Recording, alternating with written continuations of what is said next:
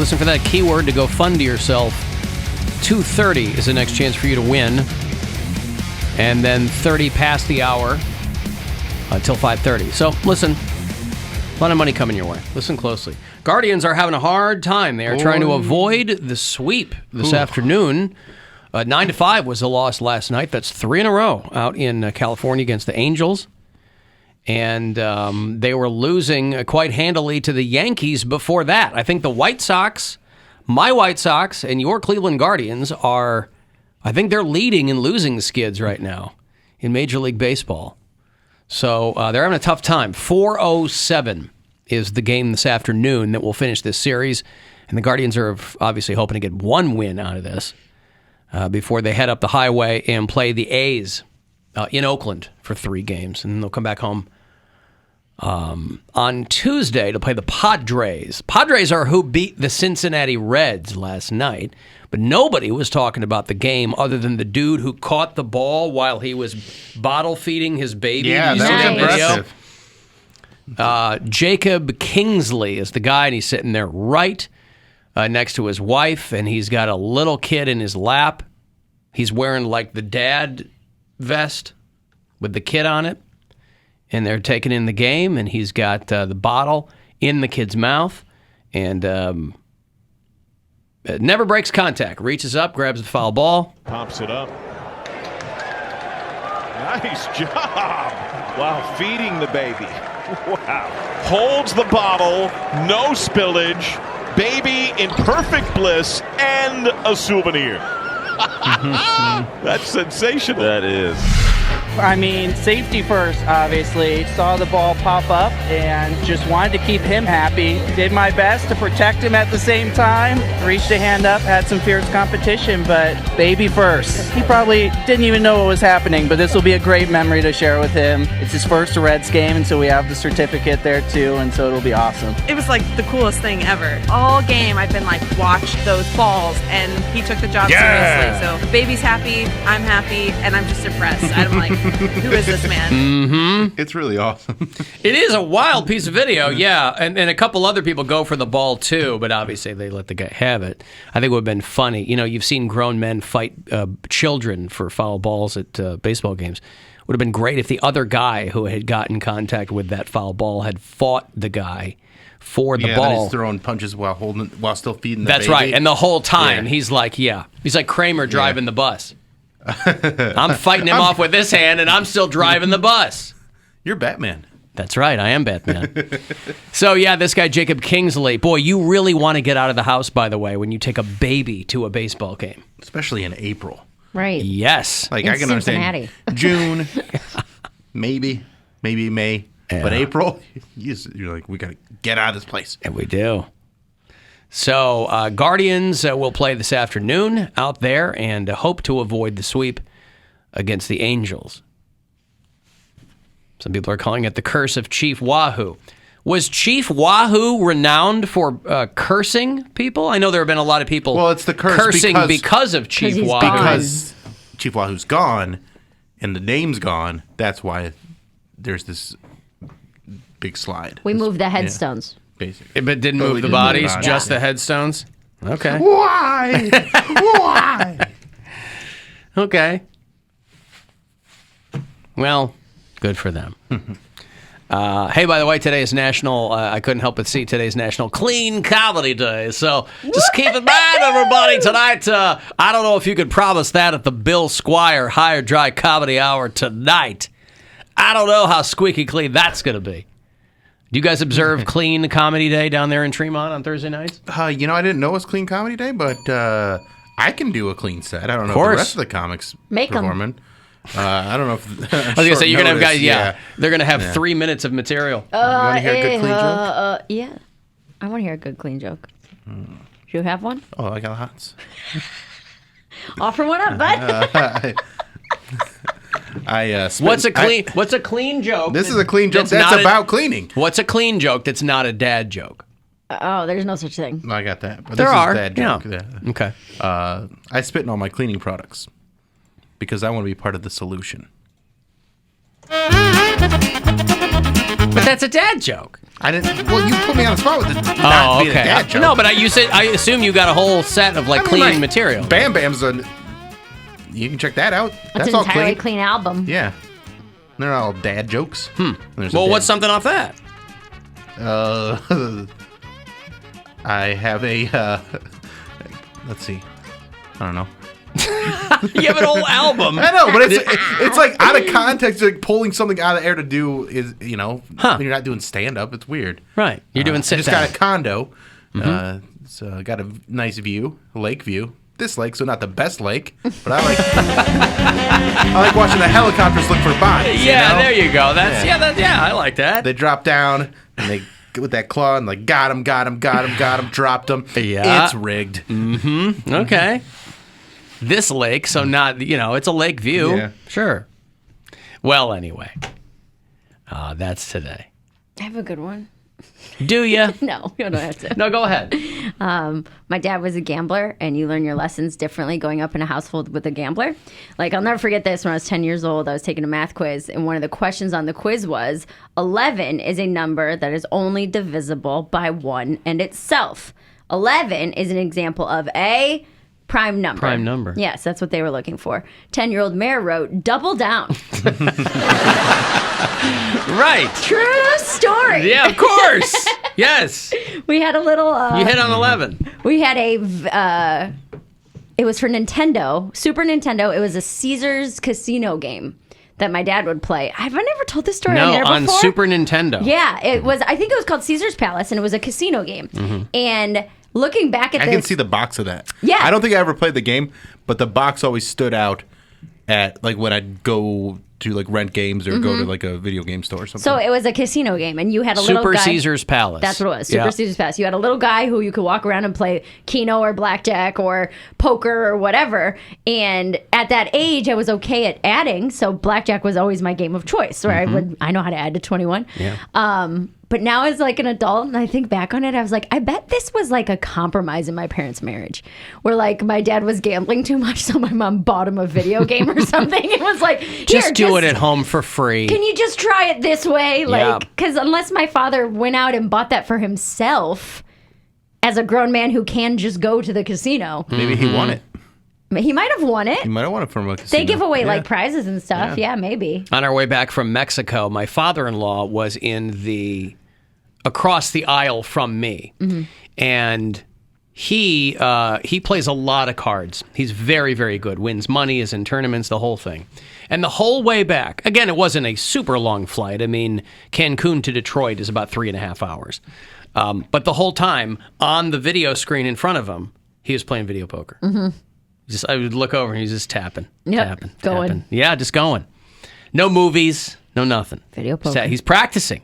Yeah. Whenever I get on a flight that has a TV in the seat in front of me, it never works. I always get for whatever reason, I get the broken TV. It's not because I can't put money in there or anything like that. You turn it on.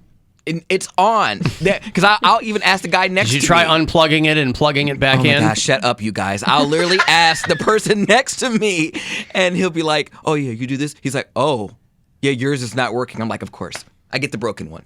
So I just sit there. Hey man, what's something going on my screen? I'm too cheap to buy Wi-Fi, so I'm just like blah blah. I'm just I'm either I go to sleep or I stare straight ahead of me at the American Airlines screen. That's what I do. And it's just I'm like, oh wow, the pretty colors. This is all I've been looking at for 4 straight hours. Yeah, it's a broken screen. And you don't have anything downloaded on your phone or anything like that. Porn, right? But I don't want to watch that. He's in the middle seat. That's all you've got is porn on your phone that you could go to. But I mean... I have episodes of this show. I do. Yeah. But I've heard that because of that, I've downloaded them because of situations like that. I know them all. And our shows are 4 hours long. I mean, okay, almost 4 hours long without commercials. Mm-hmm. So I've heard them all because I've gone on plenty of flights where I didn't do this. And I've listened to all that. I have 4 or 5, and I know every single episode. I'm like, oh, here's the part where I interject. And Alan yells at me, and Mary calls me, I know everything. I recite my own lines. Oh, he yeah? picks his favorite segments that he's the star of. But I think it's funny because when I hear the conversation, I'm like, oh, I should say this. And then I say it. I'm like, oh, my gosh, I'm still the same person. From last week. Wow, he knows what he's going to say. I'm like, oh, this would be funny to say. And then Poundcake in the radio says it. So it's time-traveling Poundcake, essentially. Because I'm just like, oh, this would be funny. Mm-hmm. I'm like, oh, I never let myself down. I always say what I think. Never let myself down. But what he's trying to tell you is that for every situation, he has one good line. And that's the one that keeps coming back to him. You replay it over and over. Over and over again. Right. Hey, at least he's consistent, right? You know what you're getting. If only he listened to the show while it was on, while he was in the present moment. Did I tell you guys about how when I go on an airline and the TV doesn't work in front of me? Son of a bitch. He's not even listening to himself You now. son of a bitch. No, he's waiting for that down the road when he listens to it again. I bet this is what I say. I just said it. I even asked the guy next to me. He said it was broken. We don't know what to do. I know. But so often, a lot of us can predict what you're going to say. What am I going to say right now? You're going to say, Alan, isn't it time for you to give away $1,000? Bingo. Something I would say. What an ad-libber. Okay, listen, I've got to give you some money here. It is $1,000 as advertised, a chance to go fund yourself. Listen closely and good luck. The Buzzard wants you to go fund yourself and score $1,000. Enter the nationwide keyword WORK at WMMS.com. That's WORK. Enter it now at WMMS.com. And good luck from Buzzard Radio. So we watched that Gacy thing on Netflix last night. We had watched the one on Peacock, and people were, last year, I think, and people were telling me it was a lot of the same stuff. And it was, but it did have things that were different in this one. And again, I was like in the first or second grade when the Gacy thing was happening, and it was You were at Target. Well, they were way out in the suburbs. He was out in Des Plaines, like Norwood Park area. But it was international news. So I remember watching like the network news about Gacy more than the local news about it. But this was 1977, 78, so I was like in first or second grade. But one of the things that I hadn't seen before was a girl I know was one of the victim's sisters. Oh, really? Wow. So we're And she was watching. in the- Have you watched the Netflix Yeah. thing? Patty Vasquez. That's your... who was Michael Bonin's sister. Yeah. She was a comedian. Like, I did shows with her when I moved back in 06. Wow. And she has since, I don't even think she really does stand-up much I anymore. say she never talked about it? No. Oh. But she's been on the radio now for a while. She kind of made that transition to some talk radio in Chicago. Now she's running for like, because I Googled her. I'm like, what is she? I hadn't talked to her in a long time. Yeah. She's running for like Illinois state representative or something like that now. But we're sitting there watching. I go, oh my God, I know her. Mm-hmm. I had never once known anything about her associated with the John Wayne Gacy case. That's crazy. It was wild. I didn't, because I was like, I wonder if you guys know Patty Vasquez at all. I've never heard of her. Okay. No. I mean, I don't think she did the road or anything like that, but I mean, she was a comic in Chicago for a while. Like Yeah. when I moved back in 06. I mean, the name sounds familiar, but it's also one of those things where I've heard so many names and met so many Right. comics at this point. Like, And she acts, and you know, Yeah. they shoot a ton of TV shows in Chicago, so she would always show up in those or whatever. She's running for office now, but it was wild. Yeah, that's got to be crazy Because feeling. they spent a lot more time in the Netflix. There were certain people, victims, that they singled out and kind of did more of a deep dive on their families in that Peacock one. Mm-hmm. Watching them together was kind of interesting. Having seen, not together, but having seen both of them. Yeah. This one was just him. But she's pretty much like my age. So she was talking about like when her brother was killed, I think he was 15. It was crazy how old these teenage boys looked. Yeah. They looked like they were 40. They got mustaches The and they're like, 70s. and then they cut to the lawyer and he's like, this was a 15-year-old boy. And I'm like, 15? Yeah. I thought that Jesus. too. I look like I was 6 when I was 15. You finished the whole thing yesterday? It's only 3 episodes, Yeah, I it's think. like 3 or 4. It's Okay, not because bad. I'm like halfway through the second one and I fell asleep, so I guess I'll finish it up today. And there's a lot of kind of interstitial recapping in it too. Mm-hmm. So it's, but yeah, she's around my age. So she was talking about how like when her brother went missing, she was like 7 years old. Yeah. You know? Yeah, it was wild. Was Gacy like a boogeyman to you guys? Did your parents use him as like a Don't get into a car. No. Like, yeah, like, no. don't get into a car. Like, if you don't listen, or like, don't go outside. He was way out in the burbs. He was way out in the burbs. So it's like, it's amazing how many kids got in. I mean, teenage boys, right? Not kids. 15, 16, 17 years old. He was getting these boys into his car. You know, people associate that clown picture with John Gacy. Yeah. But these weren't little kids. He was getting like teenage boys who were gay or who were, hustling or whatever. And he would get them into his car and back to his house. And then it was all over. But I just remember, because Gwen's like, do you remember this as a kid? And I'm like, I kind of do, because what happened was every single day they were pulling multiple bodies out of this guy's house. He's still, if not the most prolific serial killer in this country. He's one of them. They pulled 29 bodies out of that house. And like, I think they said 8 are still unidentified. Yes. So in that thing, they're like, hey, if you know somebody who went missing who might be, and we're like, Yeah. damn. Wait, I didn't know Please that. call the Cook County 50 Sheriff. years later, they're like, we still have no idea who 8 I think of they these people started are. with 8 unidentified. They identified 1. Yeah. And then at the very end, they said they just identified another one like last April. Yeah, dude. That's So crazy. I think there's 6 that they don't know where they are. So those 6 people, like they didn't go missing, or no one cared enough about them to. They might have been a runaway, or Well, that was the you creepy. never know. That was just the so sad thing with that media circus when they started pulling the bodies out of his house, were all of these families who just had a missing boy, who went to the house thinking maybe this is where our son Maybe is. we'll get some closure. Yeah. Something, yeah. And so like just random families were showing up at Gacy's house. What is the status of his house now? I'm sure it's probably not still standing. No, they tore it down Yeah. like after they pulled, because they were like, we can't. No one's gonna buy. Well, Well, it was they could buy destroyed. it. Like he buried 29 bodies under that house, and then he ran out of room and he threw the one kid in the Des Plaines River. That's so crazy. And he didn't come up until like the following April because you got the gases Bloated and up. yeah, He right. He ran out of room because he had so many dead bodies. That's what he ran out of room. said. Yeah, he's like putting them in the. I'm like, why didn't you just dump them all in the river? But like he had him in the, treasure, so you want to keep them. Gosh. It's messed up, man. When you like Dexter with his little blood slides, yeah. slides, except bodies. Oh, really? Like, this I- is my third kill. I liked this one a lot. He was funny or whatever, you know. The one part I did see that really creeped me out is like the police officer said he was in the bathroom and then the heater came on, and I never want to get to a point in my career where I know what a decomposed body smells like. And he was like, after you've been doing this job so long, you know what dead flesh smells like. And he was like, I knew that there was a dead body in that house somewhere. I never want to know what that smells like ever. If you're into like gore porn, like stuff like I'm that, there's an Instagram account of people who clean up crime scenes. Yeah. Because they're in, like, you Unearthed. follow that? Yeah. They're in like Texas. So they say things like that all the time where they're like, you'll get out of the car and you're like, oh, for sure. Like there's I know there's a decomposing body somewhere in here.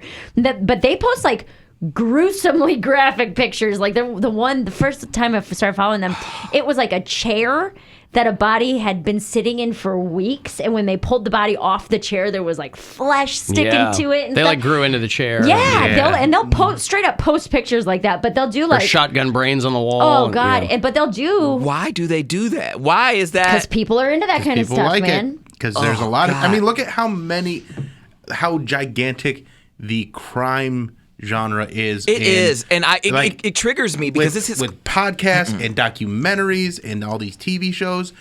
It's inherently interesting. People are interested in it, Yeah. I don't have that morbid curiosity that like I've had my fill. I've watched enough of them. Like I get it. I get why people are interested, but it just irks me to go through that because I can't stop thinking about the victims and that's and the families. thing. Like I'm not into that almost stuff. on the verge of tears right now because I think of like my kids being under like the house. Well, Like, that's why I Yes. can't watch it. It's triggering for me because I grew up with that. Like when I was 13, my uncle. I don't even want to give it too many details, but like my uncle is a murderer. He's in prison right now for murder, and it was very, very brutal. And I can't say anything because the victims they lost a life, like they lost a family member. Like it was brutal, but also it was triggering for us because we also lost our uncle. But I mean, forget him. Well, it's like they were saying in this Gacy special, and again, I'm not really into all that true crime stuff either. But I remember this when I was a kid, so that's what piqued my interest. Right? Is there was a lot more stuff than I remembered, so it was just interesting from that level. But at the end of that, they were just the one woman who is now around my age, and she's a doctor, some psychologist or something. But her brother was one of the people who had been found in the Gacy house, and she said something along the lines of like, the ripple effects of every single family who was affected by this, because Gacy's mom testified in his defense at the trial, and it was just like, I mean... Would you testify in defense of your kid? Yeah, of course. Even if you knew they were guilty? Well, you no, would still go up and defend them? She's not... I mean, to hear them tell it, she was already very old, and it wasn't like... She barely knew that he was in the courtroom, but she would tell these stories about how he had been so abused. That's why his legal team, his dad used to beat him up, and he So it wasn't her being like...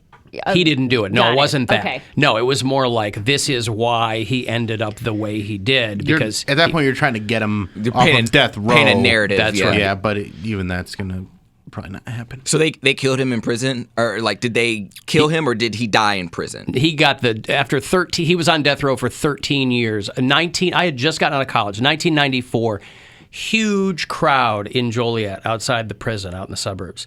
Just people at midnight just cheering and signs and no tears for this clown and all this kind of stuff. Because at that point, the families and the public, they were like, let's get this guy off the planet. It's crazy. And, so 94, I think April of 94 is when they got a record deal. Put the needle in all him. that stuff. How'd they kill him? Lethal injection, I think. I don't think it was the electric chair. I think it was lethal injection. They said the electric chair at the time because it was the 70s. Well, no, 94, I'm sorry, is when he was killed. But he got a, what record deal? What? You said he was on death row for a decade. Murder Yeah, Inc. that's right. Yeah. Yep, he had Suge Knight. But to watch this and see Patty Vasquez pop up, I was like, oh my God, holy cow. Because it wasn't like they had a lot of siblings of victims. They had her and like 2 other people. Yeah. So she was profiled pretty regularly throughout this That's thing. crazy, dude. Yeah, it was wild. I've got to take a break. If you want to text for something, 35192. Wherever you are, you can listen. Leave us a message on the app, too, if you like, on the iHeartRadio app. The Alan Cox